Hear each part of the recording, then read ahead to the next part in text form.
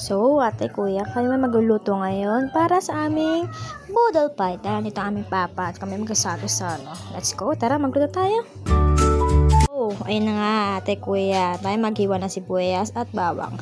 Mamarinate ko yung iba dyan para sa chicken. Dahil magprito tayo ng fried chicken. Mga gusto ng mga bata. Totally, mga ganyan, mga ulam talaga. So, yung mga ate at kuya, ganyan ba kayo, guys? Ganyan ba kayo? Kasi ako ganyan, nagluluto ako ng fried chicken, minamarinate ko talaga sa sibuyas at saka sa bawang. Talaga magmamarinate ako niyan, te. Ayan, o.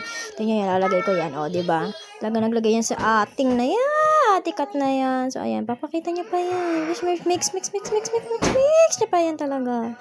So, ayan na nga. Tapos mamaya, ano natin yan, iprito natin. Dahil ako magluluto muna ako ng sangag. So, ayan ha. Tapos ko na siya yan, halo, yung mix. At ako'y maghugas ng kamay. Grabe na sa labas pa hugasin namin. Kaya pala ako lang. Ayan. Naglalaba kasi ako niyan. Aba, nagluluto ng ulam para tanghalian. Ayan na.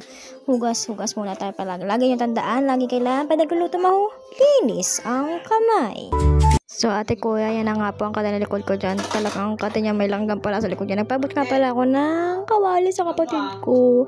Na nag-asikaso. Naglilinis muna ako dyan ng paligid ko bago ako magsangag. Oh my God. Yan na nga tayo. Yan, palinis muna tayo. Pabot ko muna yung mga basura sa kapatid ko. Ayan na nga. Okay na. Ayan, magsangag na po yan. Pero alam mo guys, kalimutan niya kalimutan niya atikat niya na hiwa talaga ng hotdog dyan. Nakalimutan niya. Pag ganyan-ganyan pa siya. Oh. Tingnan nyo. Oh. Nakalimutan niya talaga yan. Ipapakita niya yung hotdog talaga dyan. Mga te, mga kya. So, dyan na yung part talaga na matiis na alala ko talaga yung hotdog pala nakalimutan kong hiwain. Dahil sasangag, halo ko nga siya sa may sinangag. Oh my God. Yung mga ate ko, yan, nagmamadali pa yan. Talaga siya nagmamadali talaga yan. Dahil yung kawali, mainit na. Grabe ka, te. Grabe ka talaga. Sa part na nga, ito talaga maghiwa ako ng hotdog na yan. Grabe. Yan na, nagmamadali na ako niyan. So, ayan, kinakausap pa ako dyan ng kapatid ko. Nagalit pa nga ako dyan eh. Kasi alam mo, ang kulit niya. Dami niyang tanong ng kapatid ko. So, ayan.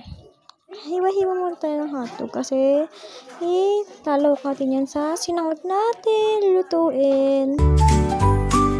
Pagkatapos nga yan, maghiwa. Iperprito ko na yung mga hotdog na yan. So, ayan na. Guys, tingnan ko okay.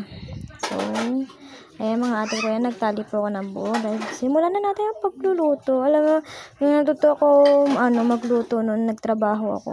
Wala na. Gusto ko talaga magluto. Noon pa matagal na ako nagluluto, pero ngayon, magluluto kahit